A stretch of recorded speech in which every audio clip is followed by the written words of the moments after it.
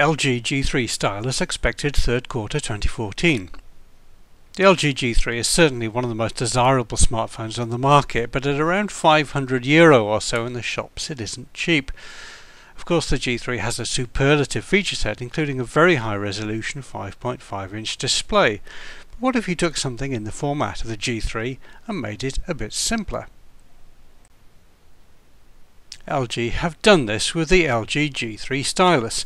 It looks a bit like the G3 and it's around the same size, but this is a much simpler and therefore cheaper handset. Before you get too excited though, the G3 Stylus is not slated to be available in Western Europe, but will ship instead to Brazil, Asia, the Middle East and CIS countries.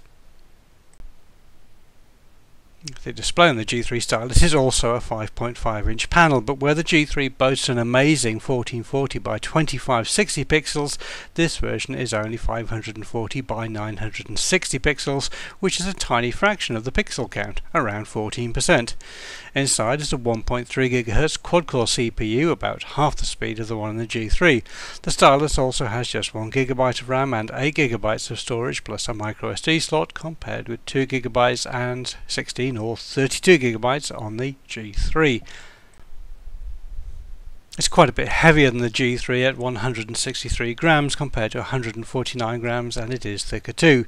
The G3 Stylus lacks LTE support, but it does have a similar 13 megapixel camera to its more expensive sibling, plus a 1.3 megapixel one on the front. Inside is a 3000 mAh battery, the same capacity as the G3. Of course, this is the G3 Stylus, and it does indeed pack a stylus pen, making it mimic to some extent the Samsung Galaxy Note range. It also comes with a large number of the software enhancements found in more expensive LG handsets. LG say that this will come in a fairly priced package, which doesn't give much of a hint of how much it will be.